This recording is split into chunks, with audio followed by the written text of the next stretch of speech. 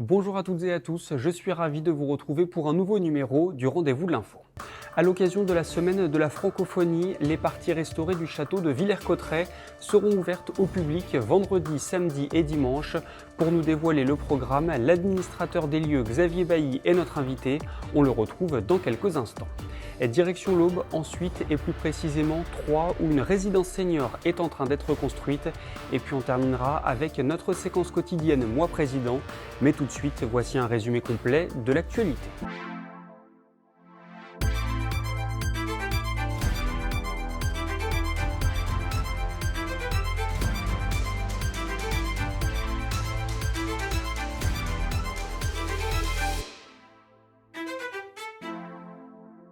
Après le premier quart, affrété par les joyeux petits souliers, arrivé dimanche soir à l'auberge de jeunesse de Rosières-près-Troyes, un deuxième véhicule venu de Strasbourg a déposé une quarantaine d'Ukrainiens mercredi en début d'après-midi.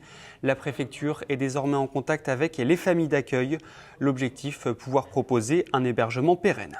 Un incendie s'est déclaré dans la nuit de mercredi à jeudi à Romilly-sur-Seine, dans une maison habitée par un couple et ses 5 enfants.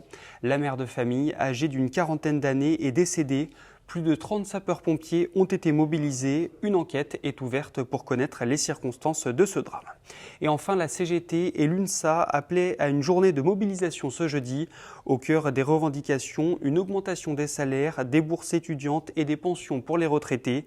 Des manifestations se sont tenues dans de nombreuses villes de nos différents départements, dont Reims, Épernay, Châlons-en-Champagne ou encore Troyes.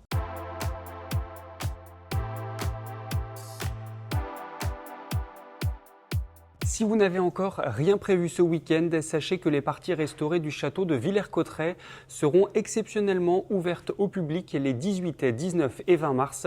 Notre journaliste Anaïs Gerbeau et notre photographe Jean-Marie Champagne se sont rendus sur place pour rencontrer l'administrateur des lieux, Xavier Bailly. Alors nous sommes dans la chapelle du château de Villers-Cotterêts, chapelle qui se situe dans le logis royal, puisque le château de Villers-Cotterêts, en substance, c'est 2 parties distinctes, une grande cour de service du côté de la ville, cour des offices, et un ensemble de bâtiments regroupés autour d'une cour intérieure que l'on appelle le logis royal, et qui, logis royal, se trouve du côté du parc. Nous sommes bien ici dans l'histoire d'un château qui fut un château royal, voulu par François Ier, qui vient chasser en forêt de Retz. Nous sommes ici ceinturés par une forêt de 13 500 hectares dont la qualité et la qualité du gibier étaient reconnues par les rois eux-mêmes. Ce château royal va de succession en succession arriver jusqu'au règne de Louis XIV pour être transmis par Louis XIV lui-même à son frère, monsieur frère du roi, duc d'Orléans. À partir de là, le château de Villers-Cotterêts devient une résidence princière. Et cette résidence princière va être occupée comme une maison de plaisance où l'on viendra jouer la comédie, s'amuser, danser, chanter, faire de la musique et chasser bien sûr, jusqu'à la fin de l'Ancien Régime. La deuxième histoire du château de Villers-Cotterêts va commencer avec une histoire plus sombre, mais néanmoins tournée vers le grand âge, puisque nous aurons là, à partir de ce moment-là, un dépôt de mendicité à partir de 1808, destiné à héberger ici à Villers-Cotterêts les miséreux de la ville de Paris, alors même que le château est une propriété de l'État, voulue bien nationale à la Révolution française. Et cette maison va se transformer elle-même. De dépôt de mendicité, on arrive à la fin du 19e siècle à une maison de retraite du département de la Seine, puis ensuite, après la Seconde Guerre mondiale, une maison de retraite de la ville de Paris, puis un EHPAD qui ferme ses portes en 2014. Je crois qu'une partie importante de l'histoire de la langue française s'est jouée ici. Est-ce que vous pouvez nous le rappeler ? Nous sommes ici même dans cette chapelle que l'on appelle aussi la salle des États, aujourd'hui totalement restaurée. Et c'est bien l'enjeu de cette cité internationale de la langue française que de venir s'inscrire dans un paysage qui est celui ici même dans le département de l'Aisne, d'un lieu qui incarne la langue française, puisqu'ici même, en 1539, François Ier, par une loi extrêmement importante dite Ordonnance de Villers-Cotterêts, va imposer que désormais l'administration et la justice s'expriment et s'écrivent en langue maternelle françoise, c'est-à-dire donc en français.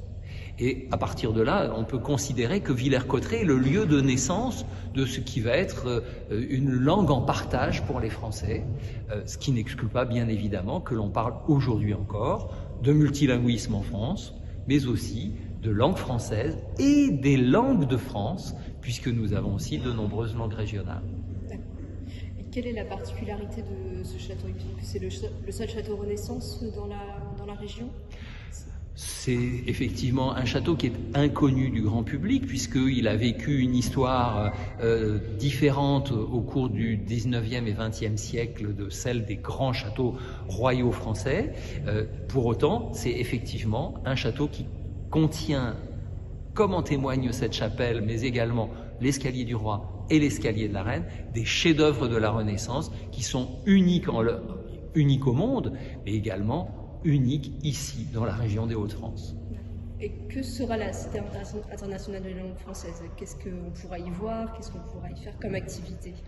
Alors la Cité internationale de la langue française, c'est tout un programme, c'est vraiment un projet culturel de grande ampleur, puisqu'il va s'organiser ici même dans le logis royal autour de plusieurs axes. Le premier, un parcours permanent de visite, puisque cette langue française peut intéresser bien sûr les Français, mais également tout le monde francophone, la diversité du monde francophone, et pas uniquement, puisque l'histoire que l'on va raconter dans ce parcours permanent se déclinera en français, en anglais et en allemand dans un premier temps, et à terme dans 9 langues différentes. Cette aventure du français, c'est autant l'occasion de raconter précisément la relation de cette langue avec le reste du monde, c'est l'occasion aussi de rappeler comment elle s'est métissée, enrichie. Est-ce que l'on parle de la langue de Molière? Est-ce que je parle comme Molière? Est-ce que nous parlons comme Molière? Eh bien, nous allons effectivement donner à lire et à comprendre dans ce parcours permanent sur 1200 mètres carrés toutes ces nuances, et également, bien sûr, les relations entre l'État et la langue française, puisque l'ordonnance de Villers-Cotterêts a été signée ici même en 1539. Autour de ce parcours permanent, des expositions temporaires, 400 mètres carrés d'expositions temporaires, une librairie, un café, tisanerie ou salon de thé, et puis bien sûr des espaces dédiés à une relation avec le territoire. Nous sommes ici dans un territoire où, comme dans d'autres territoires de France, l'on peut se trouver confronté à des situations de précarité linguistique, d'insécurité linguistique, voire même d'illettrisme, voire d'illectronisme. Autant dire qu'il y a là, ici, nécessité à avoir à la Cité internationale de la langue française des espaces qui seront des espaces de formation, d'expérimentation, d'enseignement du français langue étrangère par exemple, voire même de lutte contre l'illettrisme et l'illectronisme avec des partenaires nombreux. Ici même dans la chapelle, samedi soir à 19h, une conférence d'Adeline Lionetto, qui est maître de conférence à Paris et qui va nous parler de la poésie de Joachim du Bellay, dont on célèbre le 500e anniversaire cette année. Nous aurons aussi bien sûr dans ce panorama-là des visites-conférences, je l'ai dit, mais également la possibilité d'aller à la rencontre de l'œuvre d'un artiste malgache, francophone, qui a pris possession du parc, juste ici derrière le château. C'est une œuvre qui s'intitule Au rythme de nos désirs, dansons sur la vague du temps. C'est une invitation poétique dans une œuvre monumentale de 10 mètres sur 10 à, là aussi, interroger notre relation au monde et notre relation à la langue française. C'est une œuvre de Joël Andreano Mearizoa. C'est une œuvre qui va être ici à Villers-Cotterêts pour de longs mois et qui s'inscrit là aussi, comme la restauration du château de Villers-Cotterêts, dans un enjeu qui a été celui du gouvernement, du plan de relance. Le plan de relance a bénéficié à la restauration du château de Villers-Cotterêts et à la création de la Cité internationale de la langue française. Il en est de même pour la création contemporaine dans le cadre d'un appel à manifestation d'intérêt qui s'intitulait Monde nouveau et qui veut que l'une des premières œuvres réalisées vienne trouver sa place ici même à Villers-Cotterêts. Autant dire que le programme est riche, il est très complet. des ateliers d'écriture et des rencontres avec des artistes et bien sûr des écrivains francophones ou tout simplement le patrimoine et le château de Villers-Cotterêts. Tout est libre et gratuit. Tout est libre et gratuit. Nous attendons beaucoup de monde. Pour les visites du logis royal, pas de réservation à l'avance, simplement le principe de venir se présenter ici et d'espérer avoir la petite réservation qui permettra, dans le cours de la journée, d'avoir un horaire auquel on se présentera pour visiter pendant 30 minutes avec un guide conférencier les trésors patrimoniaux de Villers-Cotterêts. Dernière question, le château a été restauré comme à quelle époque? Le point de référence de la restauration qui a été confié pour la partie patrimoniale à l'architecte en chef des monuments historiques Olivier Wetz, c'est bien le château de la fin de l'Ancien Régime, dont miraculeusement l'enveloppe extérieure a été conservée et va donc retrouver à la fois et son panache et son lustre, comme je le disais précédemment, mais aussi tous les témoignages du passé. Est-ce que la façade du logis royal est une façade Renaissance? Eh bien, plus vraiment, puisqu'elle s'est transformée au cours des siècles. Et c'est bien ce que va montrer cette restauration, qui a, dans la mesure du possible, sauvé tout ce qui pouvait être sauvé, les pièces de charpente, les pierres, les éléments sculptés. Plus de 600 compagnons ont travaillé ici même sur ce chantier, avec là aussi plus de 50 000 heures de clauses d'insertion sociale qui ont permis aussi, au travers de cette grande aventure, jusqu'à présent, de permettre un retour à l'emploi de ceux qui en étaient écartés depuis trop longtemps, ici même sur le territoire. Une résidence senior va bientôt voir le jour en plein cœur de Troyes. Alors que les travaux se poursuivent, la rédaction de l'Est Éclair fait le point sur le projet.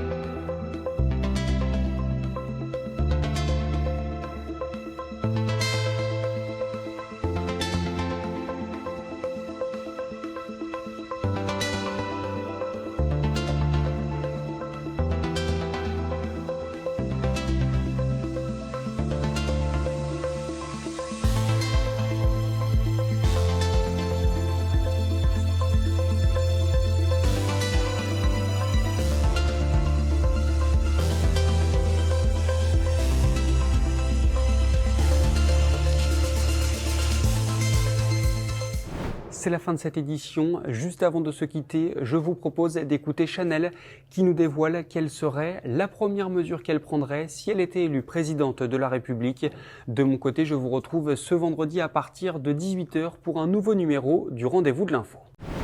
Moi, présidente, la première chose qui me viendrait à l'esprit, c'est de penser à ceux qui ne peuvent plus travailler et d'avoir un revenu universel pour tout le monde, d'un minimum de 1 000 € par mois, parce qu'avec un RSA par exemple, on ne peut pas vivre avec 500 € par mois.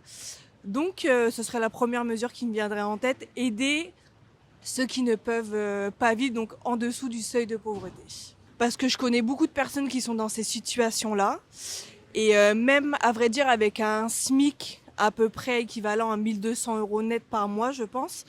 C'est très difficile à vivre aujourd'hui parce que on en parle aujourd'hui, l'inflation a beaucoup augmenté et c'est un sujet phare en ce moment. Donc pour vivre, c'est vrai que c'est pas top.